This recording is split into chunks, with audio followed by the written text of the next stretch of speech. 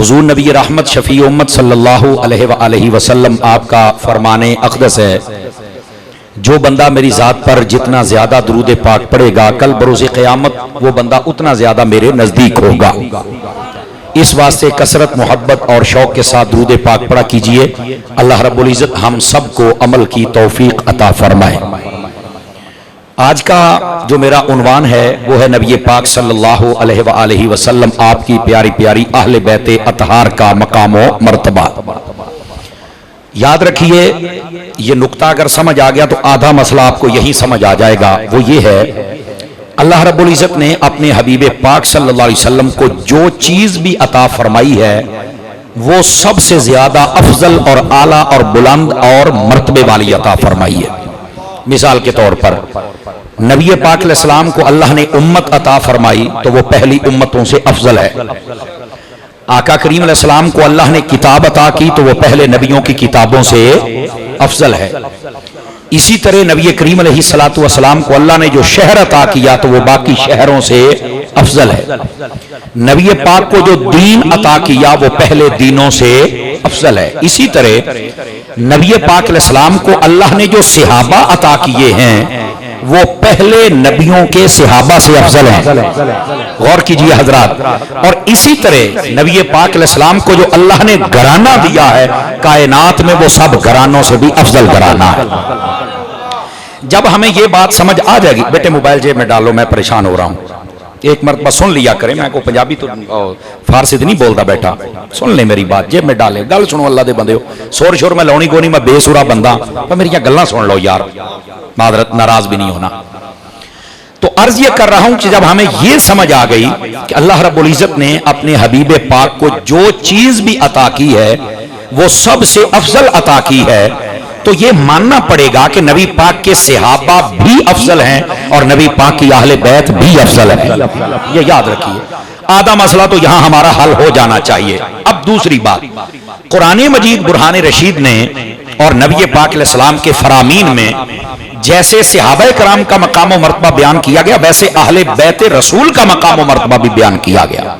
اب آپ اس بات سے اندازہ فرمائیں کہ نبی پاک صلی اللہ علیہ وسلم آپ کی اہل بیت کے بارے میں اللہ رب العزت نے قرآن مجید برہان رشید میں ارشاد فرمایا، انما یرید اللہ لیذھب عنکم الرجس اہل البیت ویطہرکم تطہیرا۔ فرمایا اے محبوب صلی اللہ علیہ وسلم، یہ تفسیری ترجمہ کر رہا ہوں کہ اللہ نے آپ کی اہل بیت کے بارے میں، آپ کے گھرانے کے بارے میں یہ فیصلہ کر لیا ہے کہ ہر قسم کی نجاست اور آلودگی ہم ان سے دور رکھیں گے اور ان کو ایسا ستھرا کریں گے جیسا ستھرا کرنے کا حق ہوتا ہے۔ یہ ایک آواز ہو سکتی ہے اگر ساؤنڈ چلانے والا کوئی صرف ایک آواز کر دیجئے، بالکل دوسری آواز نہ ہو۔ دوستان گرامی، یہ ہے نبی پاک صلی اللہ علیہ وسلم آپ کے گھرانے کا شرف کہ اللہ نے خود فرمایا ہے کہ محبوب جو آپ کا گھرانہ ہے ہم اس کو ایسے ستھرا کریں گے جیسا ستھرا کرنے کا حق ہوتا ہے۔ اب ستھرا جب رب کرے تو حق تو ادا ہوگا نا،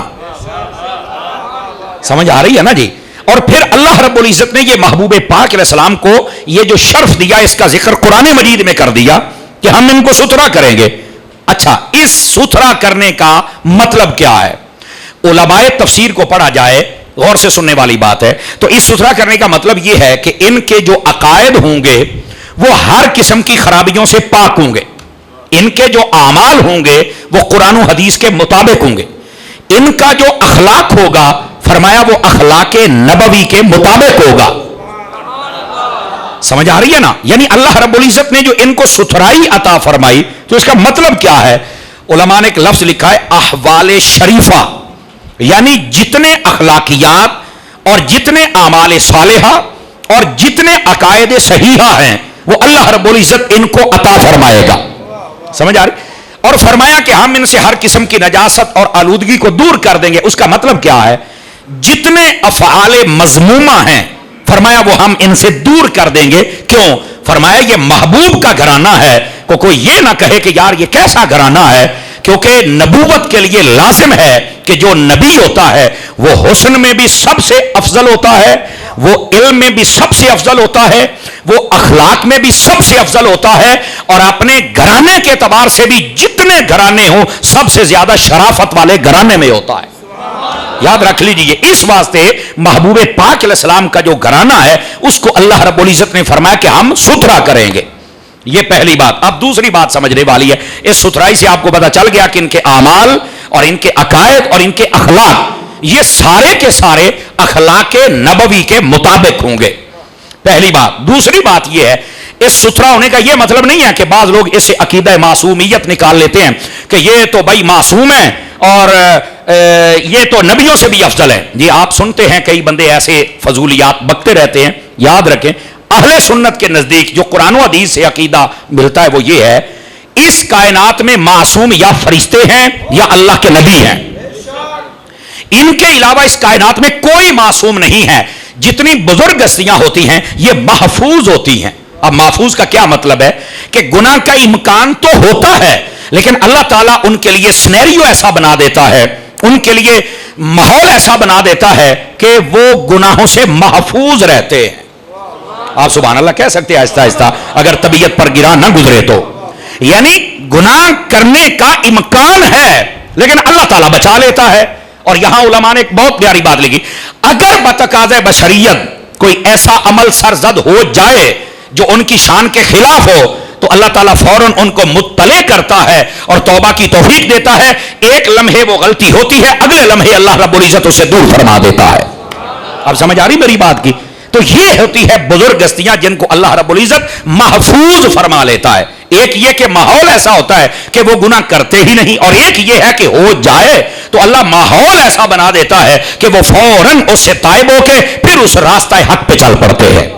दोस्ताने गिरामी, ये है इसका मतलब। अच्छा, इसका ये मतलब भी नहीं है, बाद लोग कहते हैं अल्लाह ने महबूब पाक की आल को सुथरा कर दिया है, तो वो बहुत आगे गुजर जाते हैं। पता क्या कहते हैं? वो ये समझते हैं कि शायद इनको ना वुजू की जरूरत है ना गुस्ल की जरूरत है, जबकि वो वुजू भी करते थे और गुस्ल भी करते थे। बात समझने की कोशिश करें आप हजरात। तो उनको वुजू की हाजत भी होती थी और गुस्ल की हाजत भी होती थी। ये जो अल्लाह ने फरमाया कि हम इनको सुथरा करेंगे, इस सुथराई से मुराद मैं बता चुका कि रूहानियत के तबार से, आमाल के तबार से, अकायद के तबार से और अखलाक के तबार से अल्लाह ताला इनको सुथरापन अता फरमाएगा। बाकी अगर जिस्म के ऊपर कोई मैल कुचैल लग जाए तो वो भी धो लेंगे, और अगर गुस्ल फर्ज हो जाए तो वो भी कर लेंगे, अगर वुजू टूट जाए तो वो भी कर लेंगे। इसका ये मतलब नहीं है कि ये सब कुछ अब हमेशा के लिए इन्होंने करना ही नहीं है। नहीं, ये गलत बात है। समझ आ रही मेरी बात की? तो हम अहले सुन्नत हैं, हम हद क्रॉस करके झूठ बोल के अहले बैत की शान नहीं बयान करते। और मेरे जुमले का वजन महसूस कीजिएगा, अहले बैत के लिए सच ही इतना है, इनके लिए झूठ बोलने की हाजत ही नहीं है।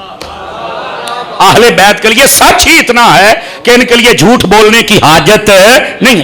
मैं झूठियां गल्लां ते जमीन और आसमान दे कलाबे रलाने ते अवाम नू गुमराह करके टुर जाना, इसकी कोई हाजत नहीं। आप कुरान और हदीस पढ़ें, अहले बैत के लिए सच ही इतना है कि किसी झूठ की जरूरत ही नहीं है। मुस्तफा जान रहमत की आल और आपके अहले बैत की शान व अक़दस वाज़ेह हो जाती है। तो यह था इस आयत करीमा का मफहूम जो मैंने आपकी खिदमत में अर्ज किया कि महबूब हम आपकी अहले बैत, इससे हर किस्म की नजासत आलूदगी इसको हम दूर रखेंगे।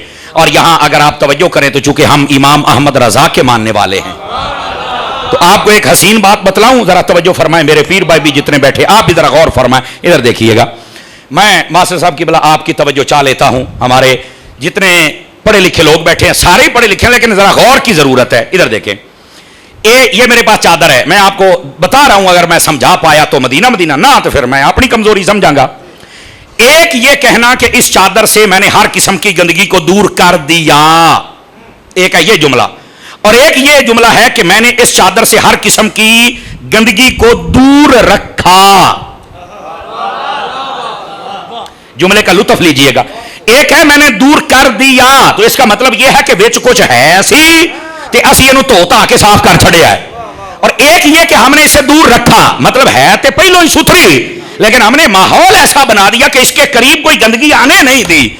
आला हजरत ने जो यहां तर्जमा किया वो ये है कि हमने महबूब की आल से हर किस्म की नजासत को दूर रखा, कि सुथरे तो ये पहले ही थे, अल्लाह ने कोई गंदगी इनके करीब आने ही नहीं दी।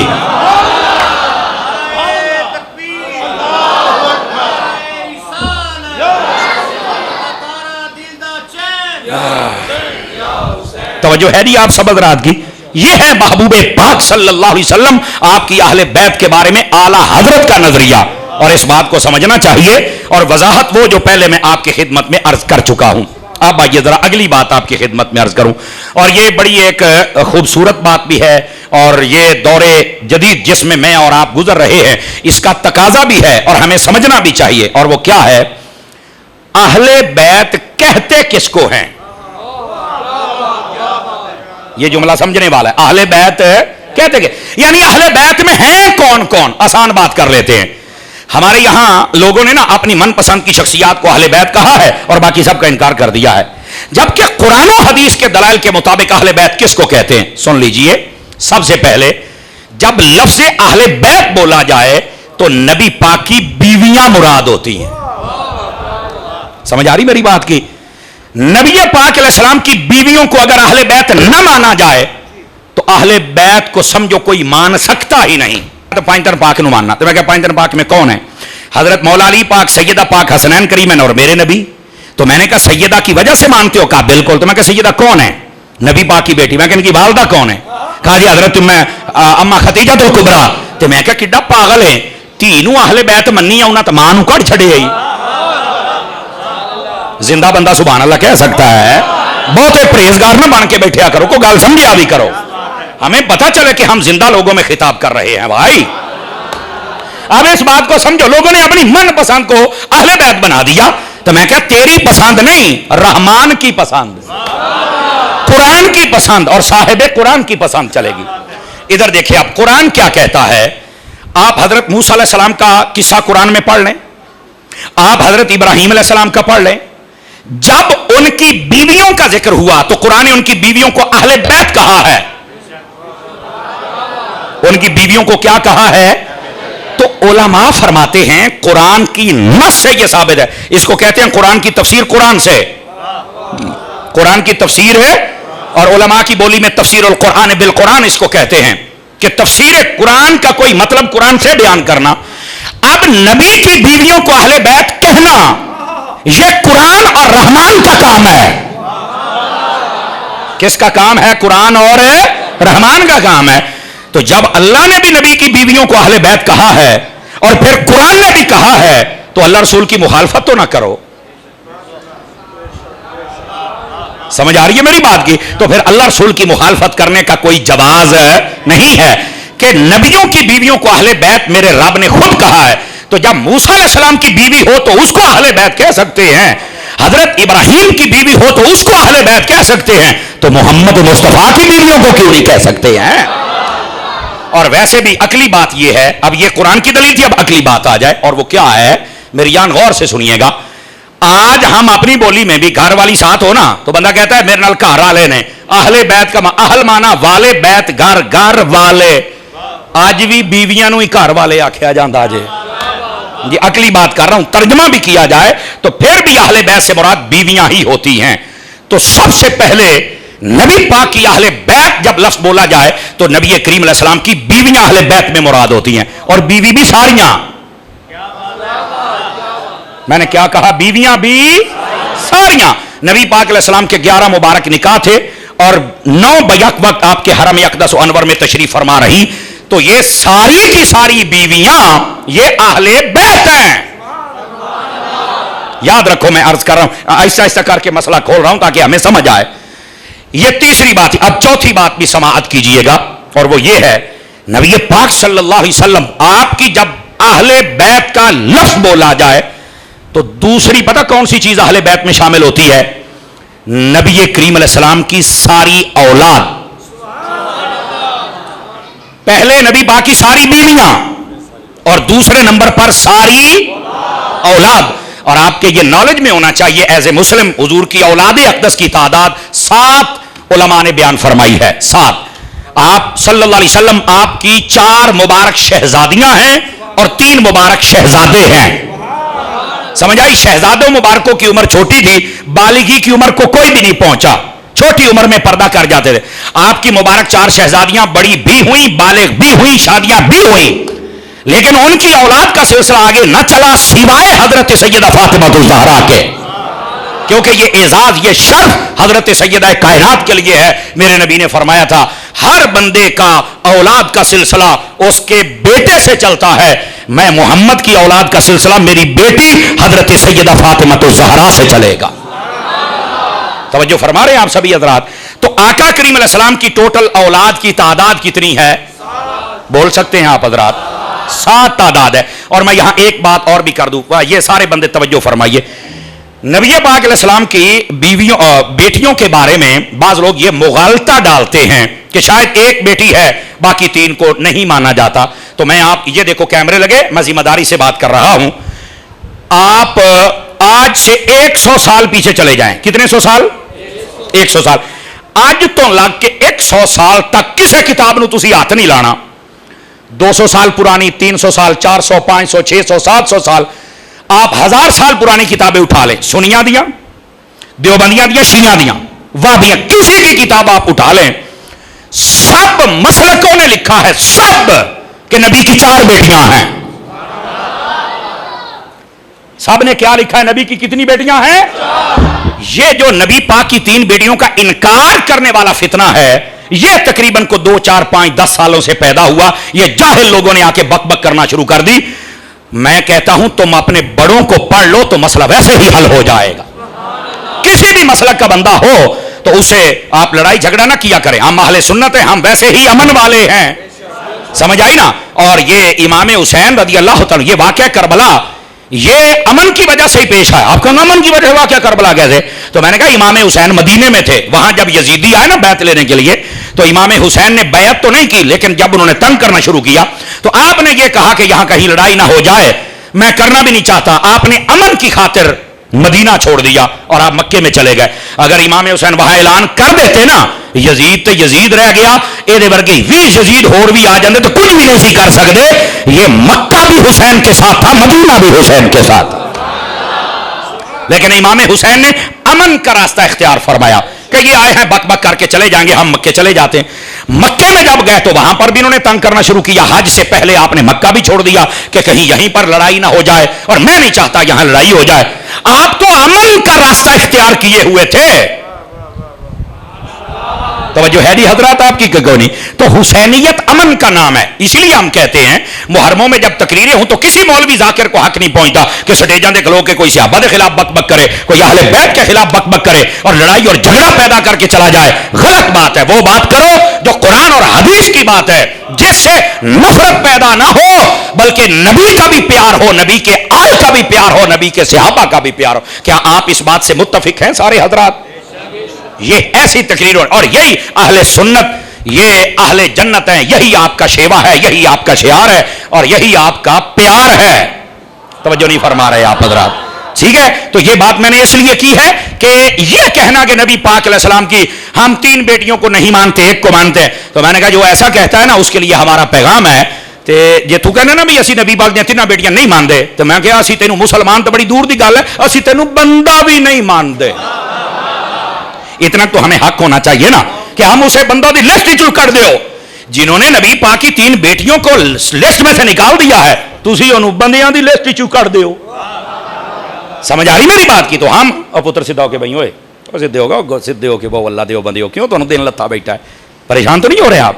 سدھے ہو کے وہ اللہ دے بندے ہو, لیکچر ہو رہا ہے, خوش ہو کے بیٹھو. سنی ہوتا ہی گلاب دے چہرے ورگا ہے, ہاں ایسے خوش ہو کے بیٹھو اللہ کے بندے.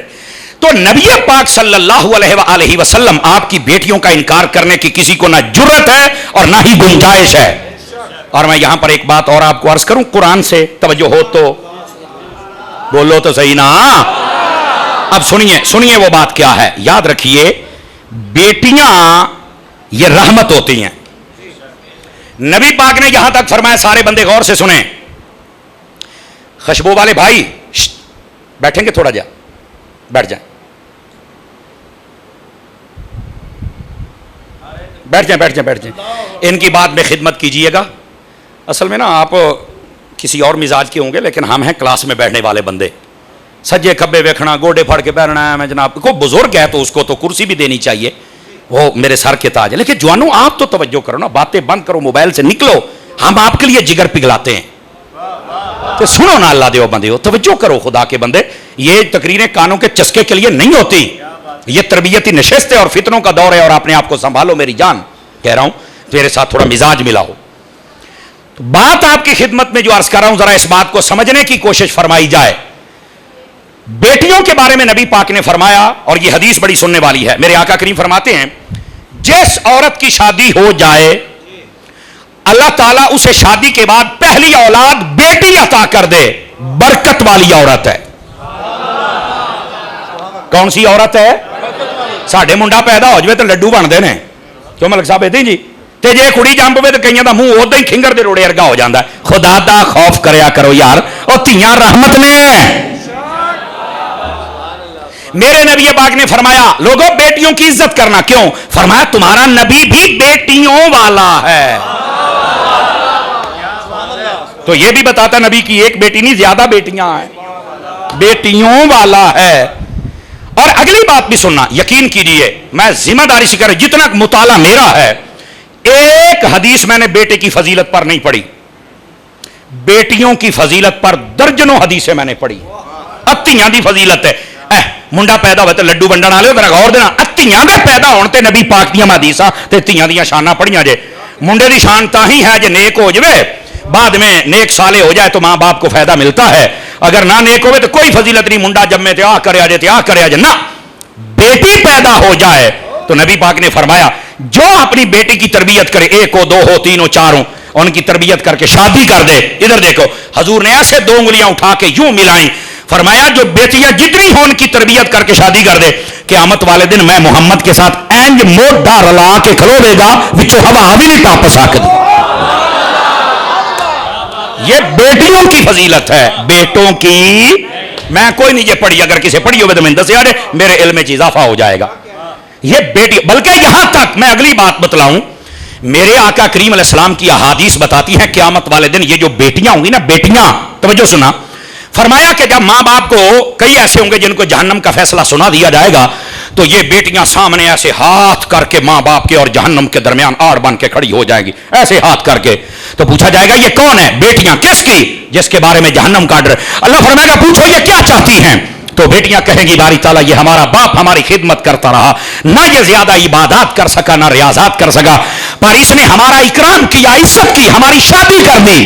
आज ये जहन्नम में जा रहा है, या हमें भी इनके साथ भेज दे या इनको जन्नत अता कर। अल्लाह फरिश्तों से फरमाएगा बेटियों की बात मान लो और आज इनके मां बाप को जन्नत अता कर दी।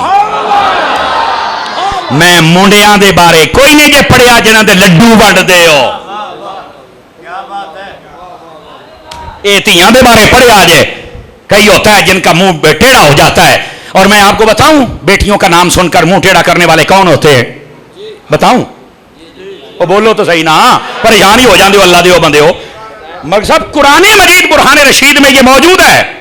अल्लाह रब्बुल इज्जत फरमाता है व इज़ा बुशिरा अहदुहुम बिल उनसा ज़ल्ला वजहहु मुस्वद्दन व हुवा कज़ीम।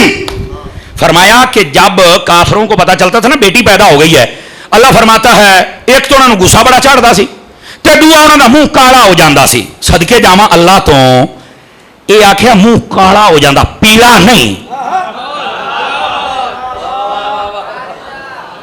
की हो जाता जी? मुंह काला हो जाता है। हुण मैं एक गल करन लगिया तो मैं चेक करना है, सुनियो किथे क बैठे हो, देख लो फिर। बेटियों के मुनकिर को अल्लाह ने काला कहा है। क्या कहा है? काले मुंह वाला। ते हुण मेरे जुमले का मुल पाए जे मैं तकरीर छड़ के टुर जाना जे। मैं क्या जरा अपनियां धियां दा मुनकिर होवे जे वो काला है, ते जरा नबी दियां धियां दा मुनकिर है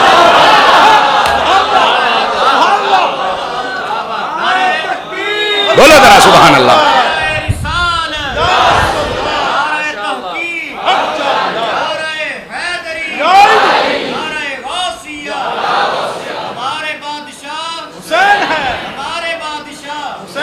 रात की कि कोई नहीं है, गल सुन के लुत्फ आया कि कोई नहीं आया? तो बेटियों के कभी मुनकिर ना बनना, और फिर हजूर दियां बेटियां कभी भी उनके मुनकिर ना बनना। मेरे नबी की कितनी मुबारक शहजादियां, हाथ खड़े करके बताओ मुझे। 4 मुबारक शहजादियां मेरे आका करीम अलैहिस्सलाम की हैं, और इनका इनकार को। तो अर्ज यह कर रहा हूं, अहले बैत में सबसे पहले नबी पाक सल्लल्लाहु अलैहि वसल्लम की बीवियां हैं और सारी की सारी हैं, और दूसरे नंबर पर नबी पाक की औलाद है और सारी की सारी है। اور اولاد میں 4 مبارک شہزادیاں اور 3 مبارک شہزادے ہیں آپ کے، یہ بھی اہل بیت ہے۔ اب تیسری بات بھی سن لیجئے، اہل بیت کا جب لفظ بولا جائے نا تو تیسری بات یہ ہے کہ اہل بیت میں نبی پاک کے وہ سارے گھرانے آتے ہیں جن پر صدقہ اور زکوٰۃ حرام تھا۔ اور وہ گھرانے کون سے ہیں؟ ایک ہے آل جعفر، آل عقیل، آل حارث، آل عباس، آل علی، یہ 5 گھرانے ہیں۔ کتنے گھرانے؟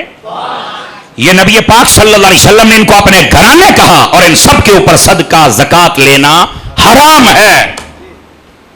اب یہاں بھی ایک سوال ہے، اور یہ بھی سن لیجیے، آپ کو فائدہ ہوگا۔ نبی پاک نے اپنی آل کو صدقہ زکوٰۃ لینا کیوں حرام کہا؟ اس لیے اگر نبی پاک کہہ دیتے نا کہ آپ ان کو بھی دے سکتے ہیں صدقہ زکوٰۃ، سارے لوگوں نے حضور دی محبت دی وجہ تو انہاں نوں ہی دینا سی، ایک تو باقی غریباں نے رہ جانا سی۔ چلو خیر، بہرحال کل سمجھ آ جائے، کل بولے جی ویڈیو سن کے۔ اور دوسری وجہ یہ تھی کہ اگر نبی پاک علیہ السلام کہتے میری آل نوں دے دو تو کئیاں نے کہنا سی لے اپنا گھر ہی پال دے پے نے۔ نبی پاک نے فرمایا ایک تو میں یہ الزام نہیں لینا چاہتا کہ اقربا پروری ہو رہی ہے، اور دوسرا دویاں غریباں نوں بھی ایسا نہیں مارنا، میری آل جانے تے میں جانا تو میرا رب جانے۔ توجہ ہے؟ بس تم نے اپنا مال و دولت غریبوں میں بانٹنا ہے، لیکن پھر بھی غریباں نوں کوئی نہیں دیندا، تے غریب بھی آج کل دے بڑے حضرت جے، یہ بھی میں تانوں دس چھڈاں۔ یقین اللہ تے کرو، اسی گڈی دی بریک لائیے 15-20 آلے دوالے آ جاندے نے جداں یہ کتے ایکسرسائز والے ہوندے نے۔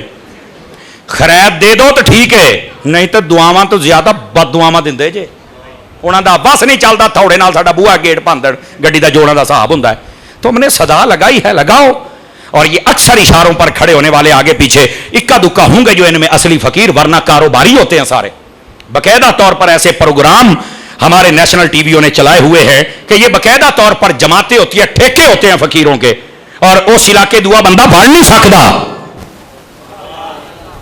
اور یہاں پوچھنے والا ہی کوئی نہیں ہے۔ تو اسی لیے اسلام کی تربیت یہ ہے، غور سے سنیے گا، کہ جب آپ نے کسی کو کچھ دینا ہو تو آپ اپنے رشتہ دار اور عزیزوں میں دیکھا کریں سب سے پہلے بھیڑاں بھراواں دے وچ، مامیاں چاچیاں دے وچ، پھوپھیاں تائیاں دے وچ کہ کیڑا ہے جڑا غریب ہے، تو سب سے پہلے اپنے عزیزوں کو دیا جائے۔ توجہ نہیں ہو رہی آپ کی؟ اور نبی پاک علیہ السلام کی تعلیمات کے مطابق جو اپنے عزیزوں کو ڈھونڈ کر دیتا ہے ڈبل ثواب، ایک تو اللہ کے حکم پر عمل کرنے کا ثواب، اور دوسرا رشتہ دار کو دینے کا ثواب ہے۔ تو اس واسطے ہم سب کو چاہیے کہ ہم اپنے عزیزوں کو ڈھونڈ کر دیتے رہیں، تو انشاءاللہ یہ ہمارا صدقہ، زکوٰۃ، خیرات، فطرانہ، عشر یہ بھی ادا ہو جائے گا، اور ساتھ میں ہمارے مال میں بھی برکت ہو جائے گی، اور بعد میں یہ جتنے فقیر ہیں، کاروباری لوگ ہیں، ان کا بھی پیٹ جو بھر رہا ہے یہ بھی بند ہو جائے گا، اور یہ بند ہونا چاہیے۔ ہٹے کٹے ہوتے ہیں اور جناب اپنے منہ تے تیل شیل کاسے دا مال کے اتنے مٹی سٹ کے تے ٹور پیندے نے بھی انہاں تو وڈا تے جناب علی ہے ہی کوئی نہیں، غریب تے مسکین حالانکہ چنگے بھلے ہوندے جے۔ توجہ ہے نا حضرات کے کوئی نہیں؟ تو جب لفظ اہل بیت بولا جائے سب سے پہلے کیا مراد ہوتا ہے؟ نبی پاک کی، بولو سارے، مبارک بیویاں جن کو عربی میں ازواج پاک کہتے ہیں۔ دوسرے نمبر پر اہل بیت میں کون مراد ہوتے ہیں؟ نبی پاک کی ساری اولاد۔ اچھا، تیسرے نمبر پر وہ گھرانے جن پر صدقہ زکوٰۃ ہے۔ یہ اہل بیت میں 3 چیزیں ہیں۔ اب ایک چوتھی چیز ہے، اس کا ضمناً ذکر تو آ گیا لیکن میں بات کھولنا چاہتا ہوں، اور وہ یہ ہے وہ ہستیاں جن کو نبی پاک نے اپنی چادر میں لیا۔ وہ ایک حضرت امام حسن تھے، ایک امام حسین تھے، ایک سیدہ کائنات تھی، ایک مولا علی تھے، اور خود نبی پاک۔ یہ 5 ہستیاں آپ نے اوپر چادر لی اور کہا اللہم ہؤلاء اہل بیتی طہرہم تطہیرا، یا اللہ یہ بھی میری اہل بیت ہے، اس کو بھی ستھرا فرما دے۔ تو ان کو بھی اہل بیت کہنا پڑے گا، حالانکہ سیدہ کائنات تو پہلے ہی اہل بیت میں ہیں۔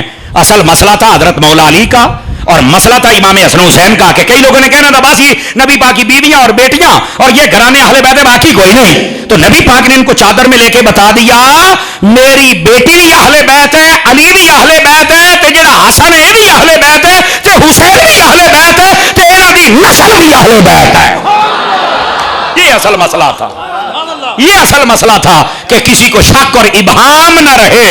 میرے محبوب پاک نے چادر میں لے کر ان سب کو واضح کر دیا. اس کو کہتے ہیں تخصیص. کیا کہتے ہیں؟ لیکن یہ مطلب نہیں ہے کہ حدیث والے اہل بیت نو مان لو تو قرآن والے نو چھڑ دیو. سنی بن قرآن والی اہل بیت بھی ماننا تو حدیث والی اہل بیت بھی ماننا.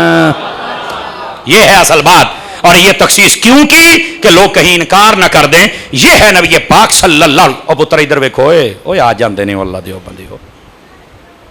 تو نبی پاک صلی اللہ علیہ وسلم نے اس واسطے تخصیص و تقیید فرمائی کہ ان کو بھی اہل بیت ہی شمار کرنا ہے. اب پتہ چلا اہل بیت میں کون ہوتے ہیں. دوبارہ پھر سبق سن لیجئے. نبی پاک کی ساری بیویاں اہل بیت, ساری اولاد, جن گھرانوں پر صدقہ زکات حرام ہے وہ سارے کے سارے اہل, اور یہ پنجتن پاک بھی اہل. جو ان چاروں کو اکٹھا مانے وہ اہل بیت کو مانتا ہے. جو ایک کا بھی انکار کرے کبھی اہل بیت کو مان سکتا ہے. یہ مسئلہ یہ ہے سنیت. سمجھ آ رہی ہے میری بات کی؟ اب نبی پاک صلی اللہ علیہ وآلہ وسلم آپ کی ذرا اہل بیت کے بارے میں آپ کی خدمت میں ایک حدیث سناتا ہوں, اور ہے بڑے کمال کی, تاکہ آپ کی خدمت میں عرض کر کے میں بھی کوئی ثواب حاصل کر سکوں اور برکت. نبی پاک صلی اللہ علیہ وسلم آپ کے صحابی ہیں جن کا نام حضرت ابن عباس ہے. وہ فرماتے ہیں آقا کریم علیہ السلام نے ارشاد فرمایا, غور سے سننے والی بات ہے, روایت بھی میں آپ کی خدمت میں عرض کرتا ہوں. نبی پاک صلی اللہ علیہ وسلم آپ نے کیا ارشاد فرمایا, ذرا غور سے سنیے گا. میرے آقا کریم فرماتے ہیں, حضرت نافع بیان کرتے ابن عمر سے, اور علماء فرماتے ہیں کہ جب نافع اب ابن عمر سے بیان کر دینا اس بات کا انکار کو نہیں کر سکتا. ہاں صدقے جاما تھوڑی چوپ تو ماشاءاللہ. جب حضرت نافع بیان کر دے تو گل بڑی پکی ہوندی جے کوئی بندہ رد نہیں جے کر سکتا. اب کیا کہتے ہیں وہ فرماتے ہیں, حضرت ابن عمر کہتے ہیں رسول اللہ صلی اللہ علیہ وسلم نے فرمایا, من اراد التوکل فلیحب اہل بیتی, جس کا جی چاہے نا اللہ مجھے توکل کی دولت دے دے, میں متوکل ہو جاؤں, تو فرمایا اس کا ایک طریقہ یہ ہے کہ آل رسول سے پیار کرے, اللہ توکل والا بنا دے گا.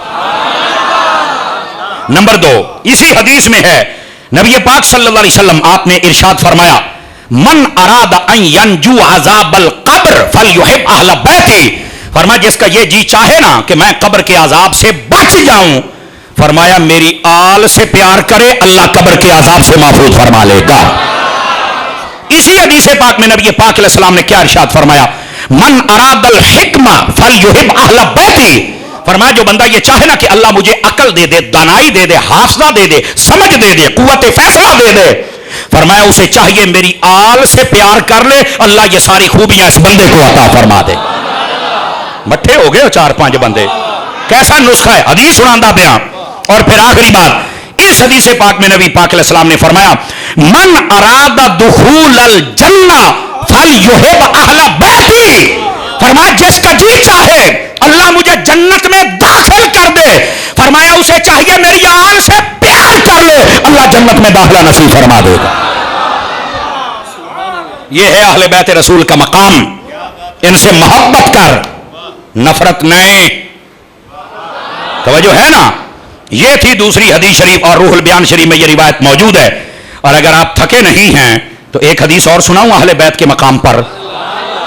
نبی پاک صلی اللہ علیہ وآلہ وسلم آپ کے صحابی ہیں جن کا نام حضرت ابو ذر غفاری رضی اللہ تعالی عنہ ہے. توجہ ہے.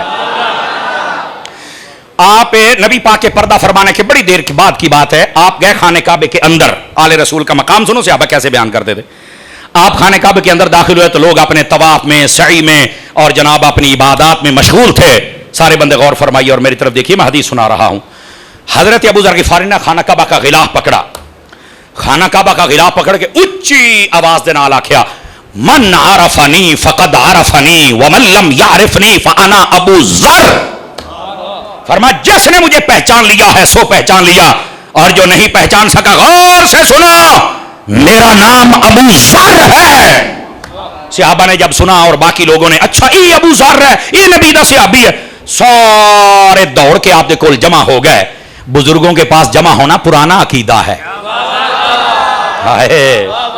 سمجھ آ رہی نا, بزرگوں کے پاس جمع ہونا یہ پرانا عقیدہ. روکنے والے بچے جمہورے کدو جمے ہو, تہاڈی نسل چ بزرگ نہیں جمیا تو میں کی کرنا. ہاں داتا بھی ساڈا ہے, خواجہ بھی ساڈا ہے, بابا بھی ساڈا ہے, جماعت علی بھی, مہر علی بھی. سارے اللہ نے سانو دیتے نے تواڈے نہیں جمے میں کراں یار. لو جی حضرت ابو ذر غفاری رضی اللہ تعالی عنہ آپ کے پاس لوگ آ گئے. اے ابو ذر آج آپ نے اتنی زوردار گرجدار آواز سے کہا ہے تو کیا آپ کوئی بات کہنا چاہتے ہیں؟ فرمایا ہاں میں آپ کو حدیث سنانا چاہتا ہوں. انہوں نے کہا کون سی حدیث ہے؟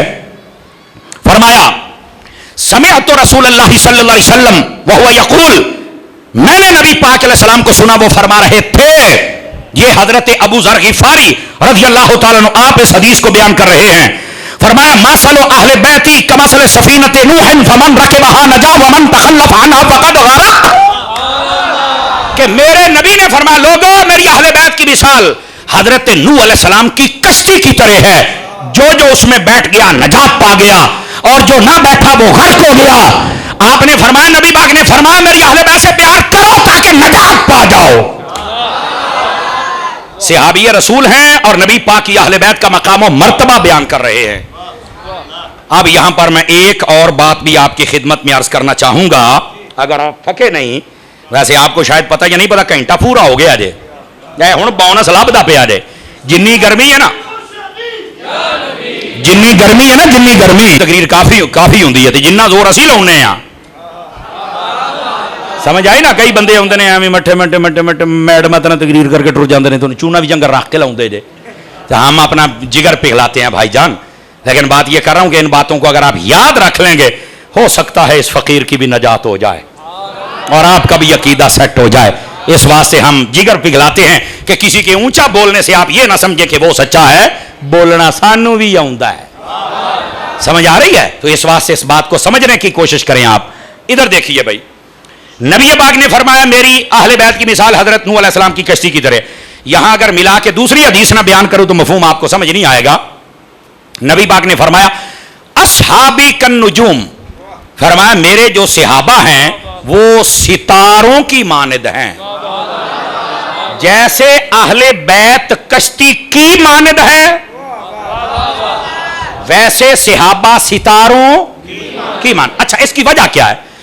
آج بھی اگر کوئی بندہ آپ کا نیوی میں ہے تو آپ اسے پوچھ سکتے ہیں جتنے سمندر کے اندر یہ بڑی بوٹس چلتی ہیں جہاز بحری بیڑے وہ روڈ میپ کا تعین کیسے کرتے ہیں کہ اس وقت ہم دبئی جا رہے ہیں عمان جا رہے ہیں قطر جا رہے ہیں یا جدہ جا رہے ہیں یا مدینہ. وہ کیسے ان کو پتا چلتا ہے؟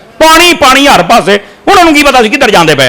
سڑکوں تے لکھیا ہوندا ہے ادھر گھرڑیاں والا ہے ادھر چمرا ہے ادھر لاہور ہے اتوں مڑ جاؤ. ایتھے پانی چ کی پتا لگے؟ سمجھ آ رہی؟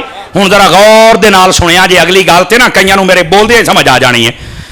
یہ جتنے بحریات سمجھ آ رہی نا اس کے ماہر ہیں وہ کہتے ہیں ہماری جو کشتی چلتی ہے نا ایک ملک سے دوسرے اور سمندر کے اندر ہم دیکھتے ہیں ستاروں کو. 4 ستارے ہیں بڑے ایک مشرق میں ایک مغرب میں ایک شمال میں ایک جنوب میں. ہمیں پتہ ہوتا ہے کہ یہ مشرق ہے یہ مغرب ہے یہ شمال ہے یہ جنوب ہے. اور پھر اس کے بعد باقی ستاروں کا ہم نے نام رکھا ہوا ہے کہ یہ ستارہ میں جدہ لے کے جائے گا یہ ستارہ میں دبئی لے کے جائے گا یہ افریقہ لے کے جائے گا یہ امریکہ لے کے جائے گا. تو ہماری کشتی تو پانی پر ہوتی ہے لیکن کنارے تب لگتے ہیں جب ستاروں کو دیکھتے ہیں. تو میں نے کہا اہل بیت سے پیار کر کے کشتی میں بیٹھ کے ڈوب نہ جائے. محمد کے صحابیوں کو دیکھ کر ستاروں کو دیکھ تاکہ کشتی مدینے چلی جائے. اس واسطے نبی پاک کی اہل بیت سے پیار کر کہ کشتی یہ محبت میں بیٹھ جا ڈوبنے سے بچ جائے گا. نبی کے صحابہ سے پیار کر کے یہ ستارے تمہیں کنارے تک لے کے چلے جائیں گے. اور 4 بڑے ستارے ہیں 4 تو 4 ہی یار نے 4 یار نے اللہ اللہ تے خیر صلی اللہ. سمجھ آ رہی حضرات؟ تو یہ ہے نبی پاک علیہ السلام کی اہل بیت اور یہ ہے نبی پاک صلی اللہ علیہ وسلم آپ کے صحابہ کا مقام و مرتبہ. اس بات کو ذرا آپ سمجھنے کی کوشش فرمائیے. اور اگر میں یہاں مفتی احمد یار خنیمی کی بولی نہ بولوں تو میں نے سواد کو نہیں جی ہونا. تو نام بھی دے لو بھائی میں بول کے جانی جی پہلوں دس چھڈا کیوں جی. ادھر دیکھا جائے وہ فرماتے ہیں کہ نبی پاک علیہ السلام کی اہل بیت کو تو کشتی کہا گیا. آسان مطلب ہے جو بیچ میں بیٹھے گا بچے گا نہیں تو ڈوب جانا ہے. اہل بیت نہ پیار کرنا تو ڈوب کے مر جاؤ گے چوپی ہو گئے. اہل بیت نہ پیار ڈوب کے مر جاؤ. ہے چلو کل تو سمجھ آنی بھی مولوی آ کے کی گیا ہے، لیکن محبت والوں تمہیں خوشی ہونی چاہیے، ہم محبت کرنے والے ہیں، ٹھیک ہے۔ دوسری بات، نبی پاک کے صحابہ کو ستارے کیوں کہا گیا؟ پہلی بات، ایک ایک نقطہ، فرمایا ستارے اونچے ہوتے ہیں، جو صحابی ہیں وہ ساری امت میں سب سے اونچے ہیں۔